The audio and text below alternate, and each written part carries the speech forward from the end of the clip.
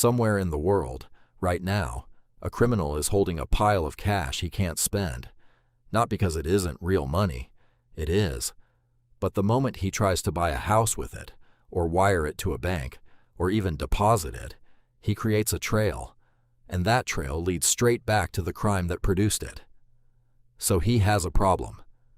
The oldest problem in organized crime.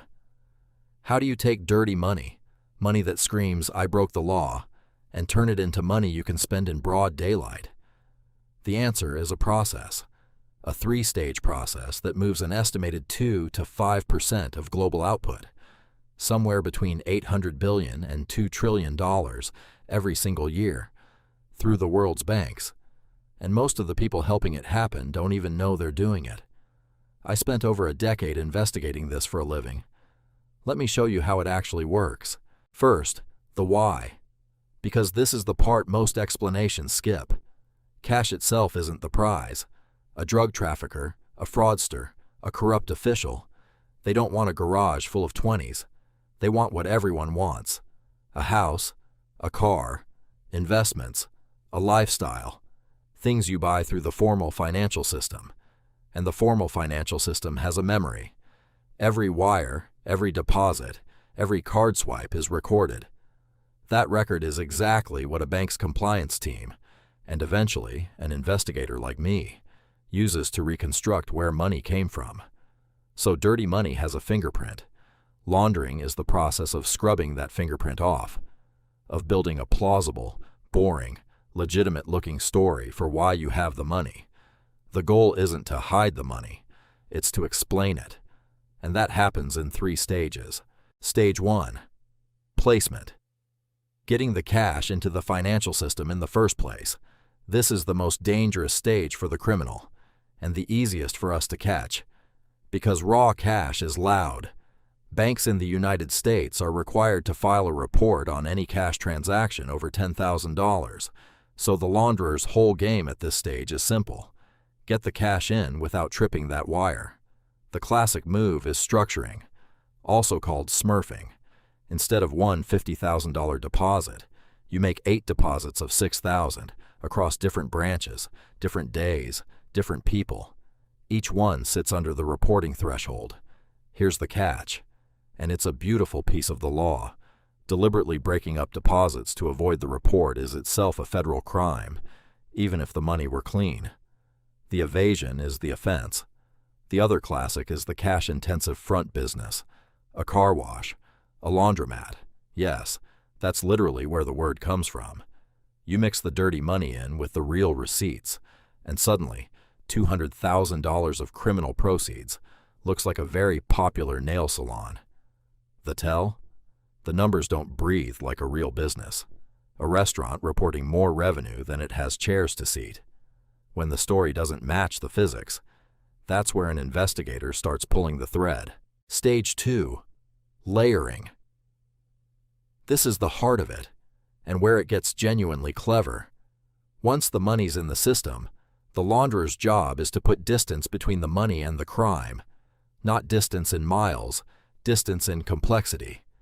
The more transactions, jurisdictions, and companies the money passes through, the harder it is to trace it back. You're not hiding the money. You're exhausting the person following it. How do you build that distance? Shell companies. Businesses that exist on paper but do nothing. No employees, no real operations, just a bank account and a name. You move money between them with invoices for services that were never performed. Layered transfers across borders. Money hops from a company in one country to a trust in a second, to an account in a third. Ideally through a place that won't share records easily. Every border crossing is a wall the investigator has to climb. Trade-based laundering. You over-invoice or under-invoice goods, ship a container of cheap plastic chairs, but bill it as luxury furniture. The extra value on the invoice is dirty money, moving across a border disguised as legitimate trade. And increasingly, crypto. It's a myth that crypto is untraceable. The ledger is public, and firms like Chainalysis and TRM exist precisely to follow it. But done well, Layering through crypto can still slow an investigation to a crawl. The purpose of every one of these techniques is the same: turn a straight line into a maze. Stage 3. Integration. The payoff. This is where the laundered money re-enters the economy as apparently legitimate wealth, and the criminal finally gets to spend it without a story problem. The favorite vehicle? Real estate. You buy property, often through a shell company so your name never appears, using the layered funds. Now you own a $3 million building, a clean, appreciating asset with a paper trail that says, purchased legally. Other moves: luxury goods, art, watches, jewelry, high value, easy to move, hard to price precisely. Loan-back schemes, where you lend yourself your own laundered money through an offshore company and repay it, so it shows up as legitimate financing. And buying into real, income-producing businesses that then generate genuinely clean profit going forward. By the end of integration, the fingerprint is gone. The money looks earned. And that is the entire point of the exercise. So if we know the 3 stages, why is money laundering still a trillion-dollar problem? 3 reasons, from someone who's sat on the detection side. 1. Volume. A large bank processes millions of transactions a day. The launderer only needs a handful of them to blend in. We're looking for a specific needle in a field of haystacks, and the launderer is actively designing the needle to look like hay. 2. The professionals help. The most effective laundering isn't done by criminals. It's enabled by lawyers, accountants, and company formation agents. Some are complicit. Many are just doing normal paperwork that happens to be one piece of a larger scheme they never see. 3. Fragmentation. No single person sees the whole picture. The bank sees one deposit. The title company sees one purchase. The overseas registry sees one company.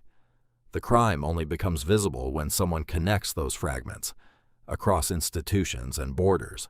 So the next time you hear a headline about a billion-dollar laundering scheme, you'll know it wasn't one clever trick.